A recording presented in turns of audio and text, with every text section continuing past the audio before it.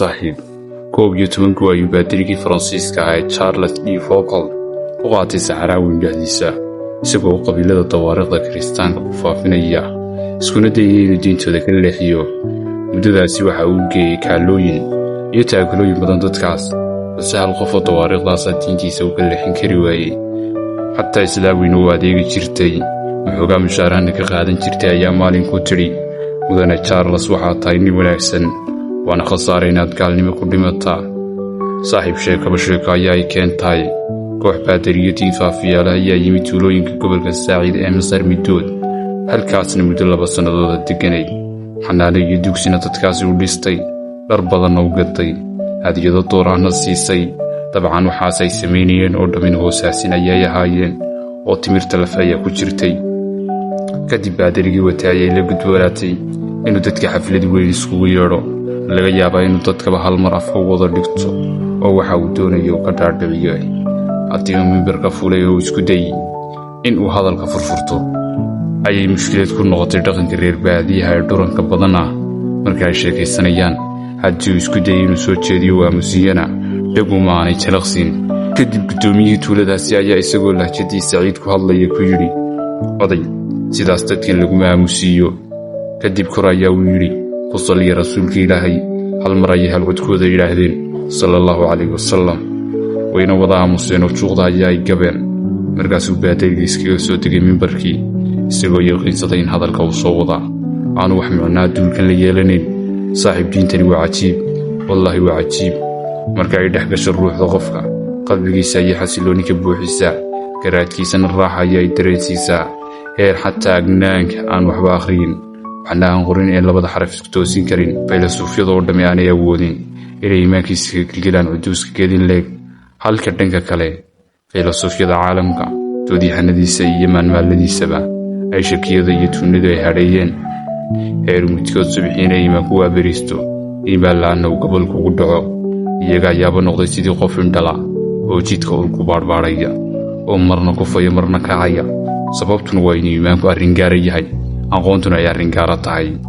saaxiib nebigu sallallahu alayhi wasallam waxa uu abuuray in qalbiga gudihiisa ka baqlaysa oo inta ay xidhiidhisto qofkaasi ka buuxinaysa iimaan la yaab leh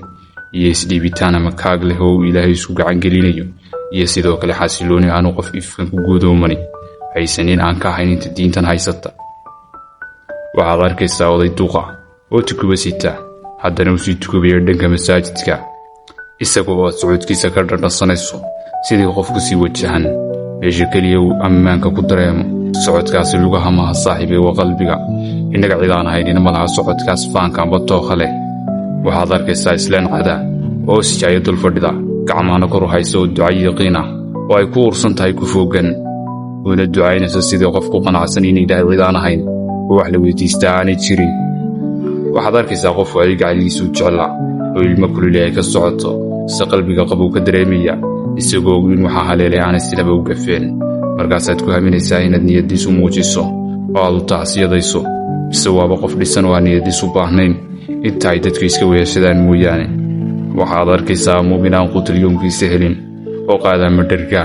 markaad xaalkiisa weydiisana kuugu jawaabaya erayada mahadinta rabbi kuwooda ugu xeesha dheer haddii aanad dhab u garanayna waxaba aad u malaynaysaa inuu hantidii qaaruun ku fadhiyo iimaanka oo keliya ayuunbaa dadka dhiga saaxiib qofka hal mar iimaanka dhadhasha tuhunada adduunka iimaankiisa begilgilaan sheekh fiqiga ay dhigi jiray ayaa iga warramay qista dhaba oo xoogaa qosola leh si yaqiin aad u xoogani ay ku duugan tahay 7-aadii qarnigii idlaaday ayuu arday ku soo laabtay tuuladiisii isagoo ka yimid dhanka midowga Soofiyeedka oo muddo dheer caafimaad ku soo baranayay isagoo soo bartay sida jirka aadamuhu qaabkaas dhammayska tiran ugu shaqeeyo si noqday shucuucda kooda amba mulxida ah oo diidan in jirkaas ama kaagali khaaliqa abuuray leeyahay markii uu yimid maalmo kadib isagoo tuulada dhex socda ayuu la kulmay oday xoolo dhaqato oo weyn haddii uu weydiiyay xaalkiisana waxa uu odaygu ugu jawaabay waa Ilaahay mahadii wax Ilaahay la yiraahdaa ma jiro waa khuraafaad ajraadkeena ka buuxiyeen intaynu dhalaan ka ahayn odaygii ma aanu helin waxa ugu jawaabo oo aan ka ahayn Ilaahay ninyahow Ilaahay dhakhtarkaasi waxa uu ku yiri Ilaahay jiritaankiisa ma igu xaqiijin kartaa hab itus oo itaabsiya ninkii xoolo leedahay inta uu kacay ayaa uu guri dabada u qabtay dhakhtarkii. xanuunkii ayaa uu dhakhtarkii ku cabaaday. ilaahay ayaan kugu dhaariyey gidda. markaasuu ku yidhi odaygii xoololaydaha, ilaahay baan kugu dhaariyey miyaad igu tidhi itus oo itaabsi ayaad rabtay. ilaahaynan kuugu xaqiijiyo oo anigaa ficil ahaan kuugu xaqiijin jiritaankiisa. nabaadnida saaxiib.